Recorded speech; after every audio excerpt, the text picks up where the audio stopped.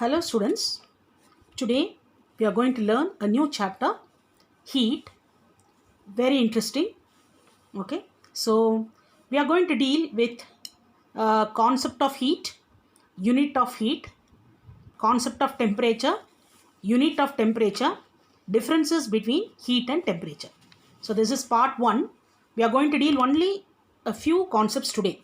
Okay, so this concept is going to be very interesting for you because already you have got a lot of idea about heat in your earlier classes. So we will have a discussion first. Now, what is heat? Everybody will say heat is a form of energy. But is it a new form of energy?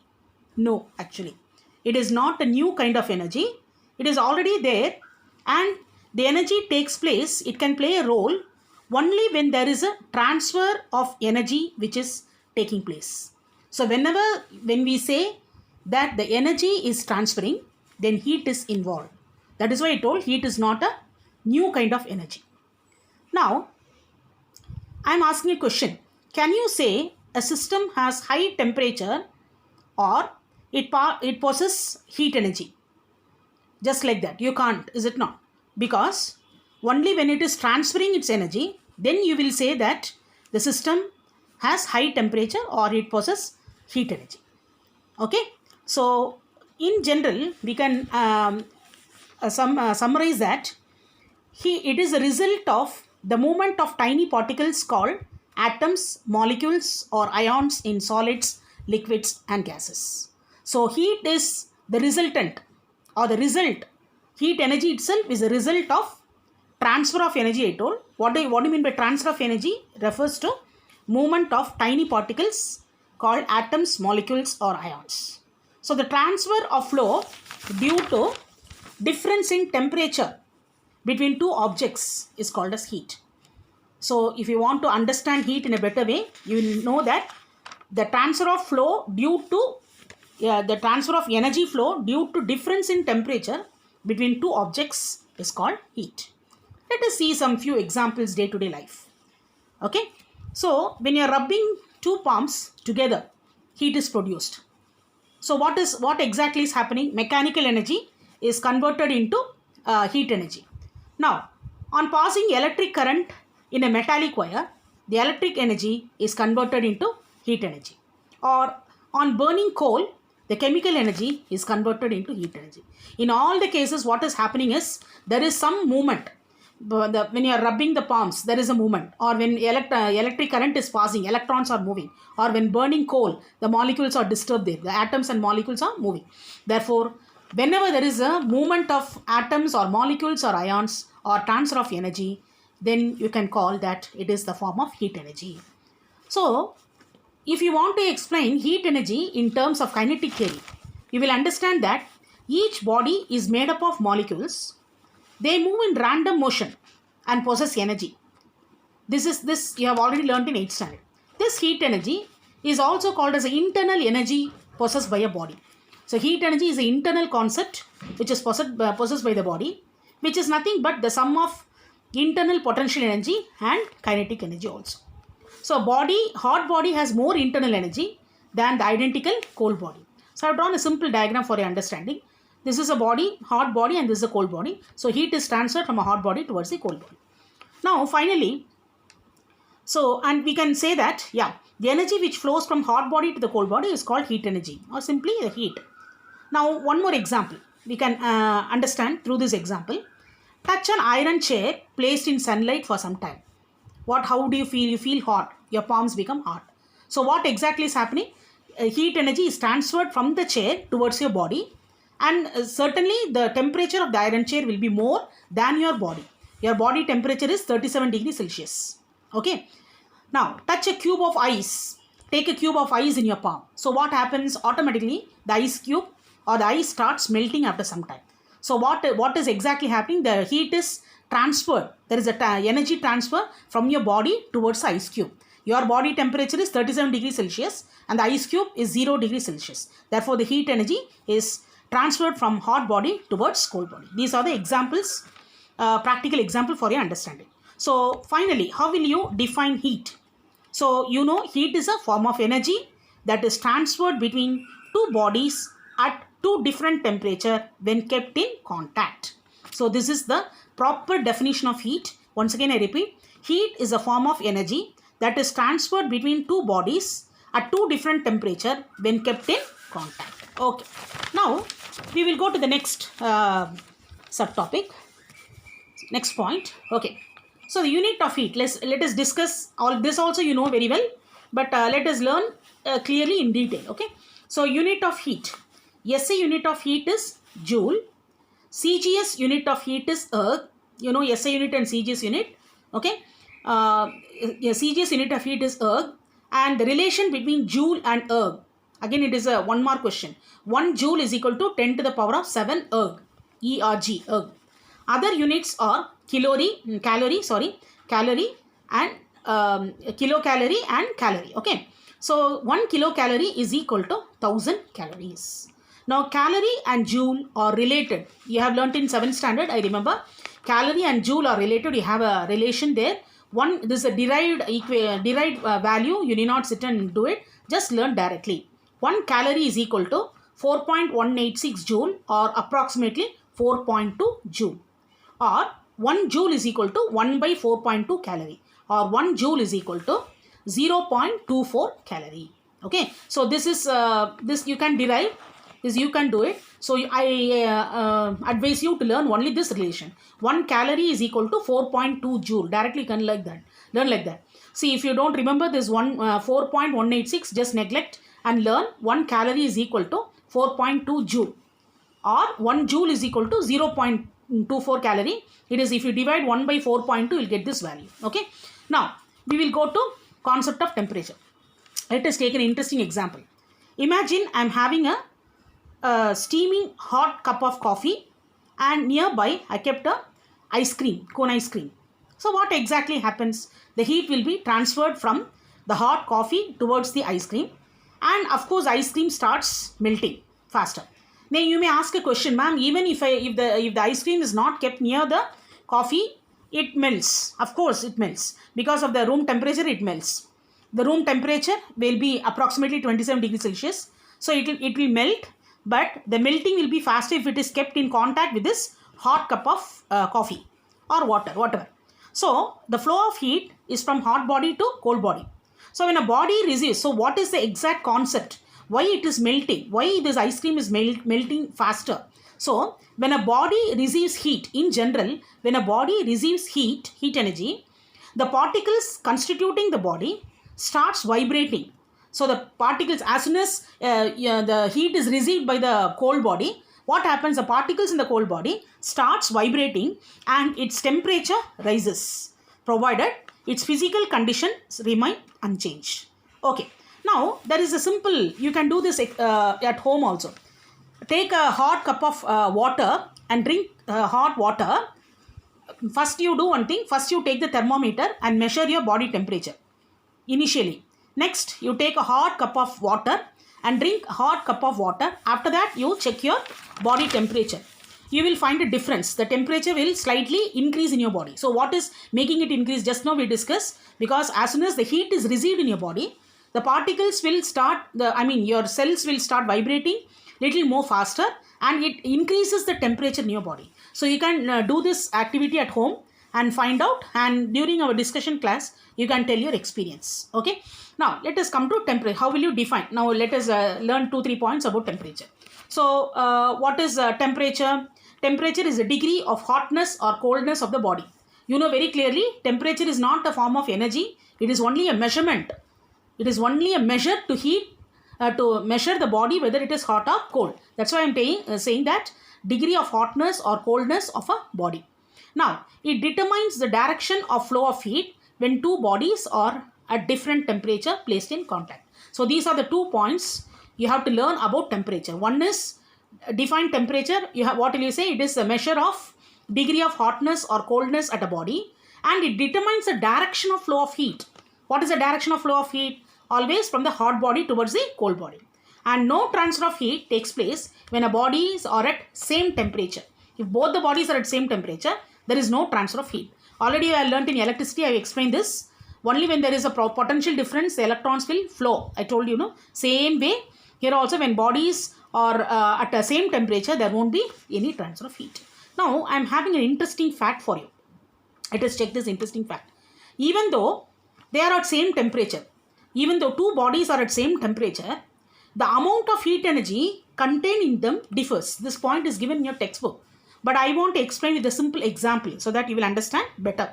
So once again I will say, even though they are at the same temperature, let us consider two rods. One is copper rod, the other one is iron rod. Okay. So both are at same temperature. They are heated up to same temperature. Copper rod is heated to 80 degrees Celsius. Iron rod is also heated to 80 degrees Celsius. So of course there is no, when they are kept in contact with each other, there is no transfer of heat. But still you will understand the heat energy possessed by copper will be different from the heat energy possessed by iron. Because copper gets heated up faster. At 80 degrees Celsius, the energy possessed by copper will be more than the energy possessed by iron, because copper is a very good conductor of heat.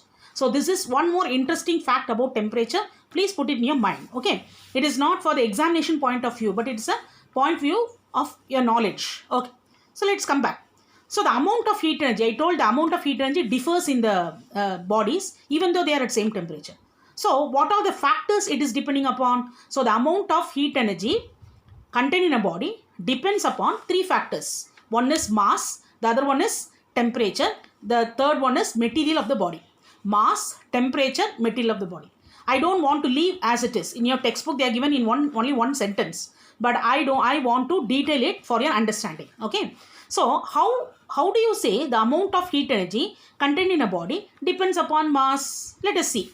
I have taken the same example. One copper rod 8 centimeter, the other copper rod is of 20 centimeter. Okay. So here I am heating both the rods with the same temperature. Consider say for example 80 degrees Celsius. Both the copper rod are heated to 80 degrees Celsius. But which one will heat it up fast? You know, the copper rod which is having more, the more the mass, the more the heat energy it will gain.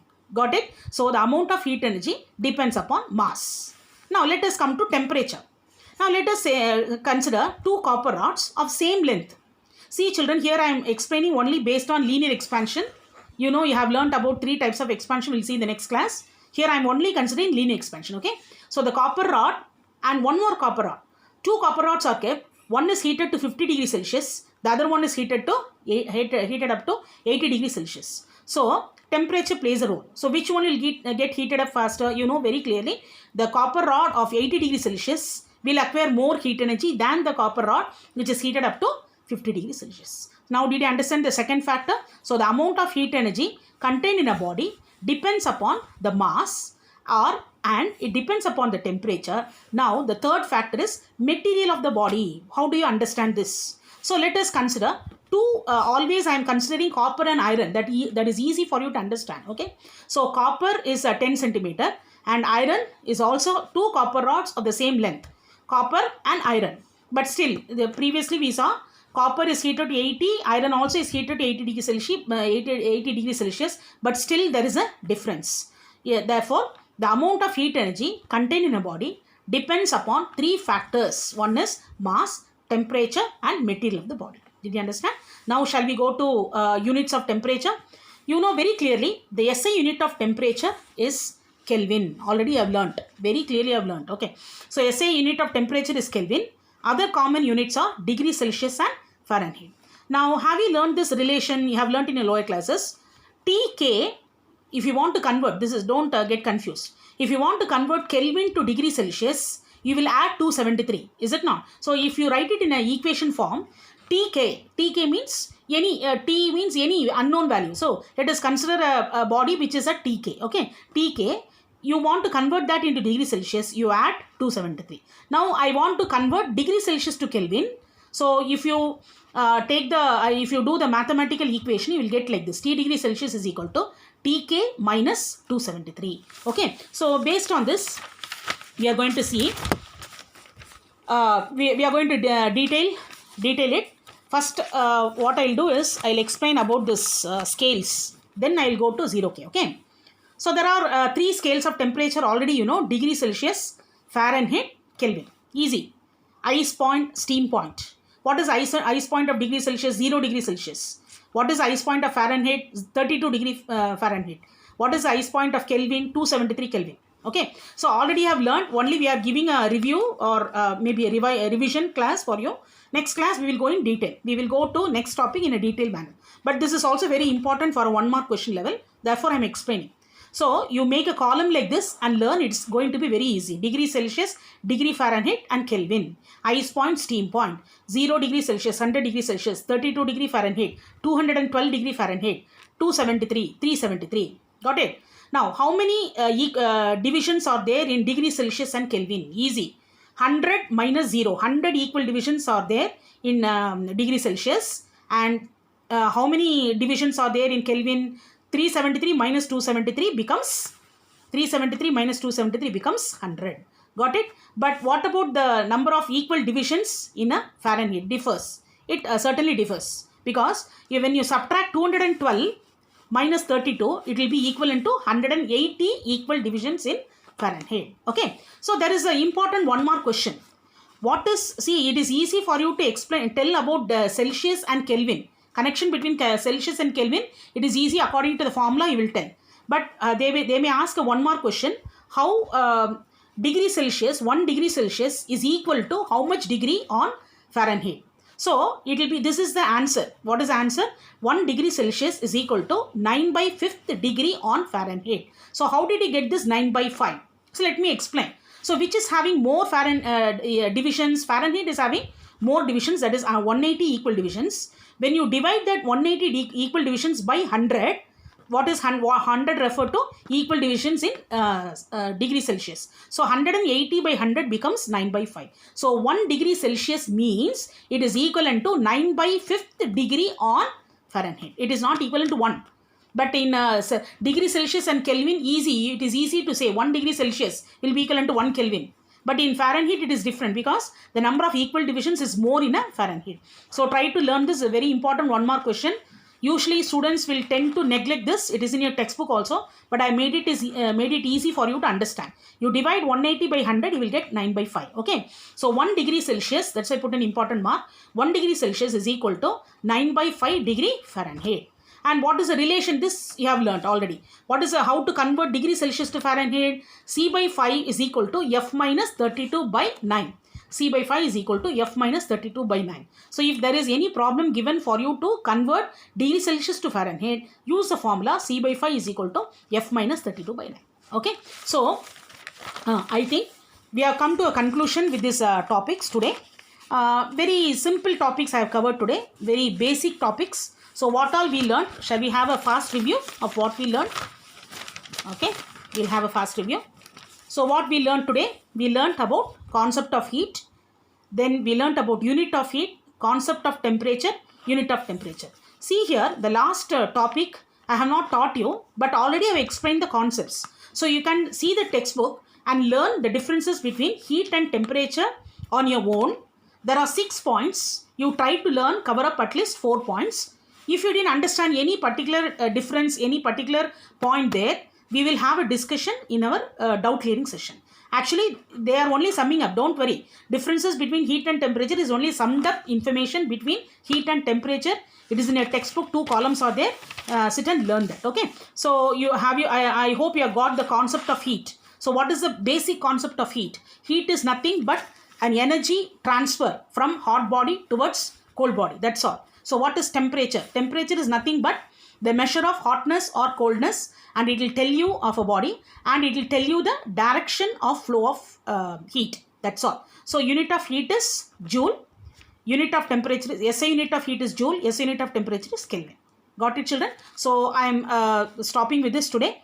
I hope you understood this concept of heat. It's going to be very interesting, and it's a short chapter. Within 3 parts, we'll be able to finish. Okay. So as usual, I will be giving tasks and assessment later part. Okay. Thank you so much, children. Please take care, and please write the tasks on your own, and try to write the tests or assessments on your own, and try to evaluate your paper and allot the marks. Okay. Thank you, children.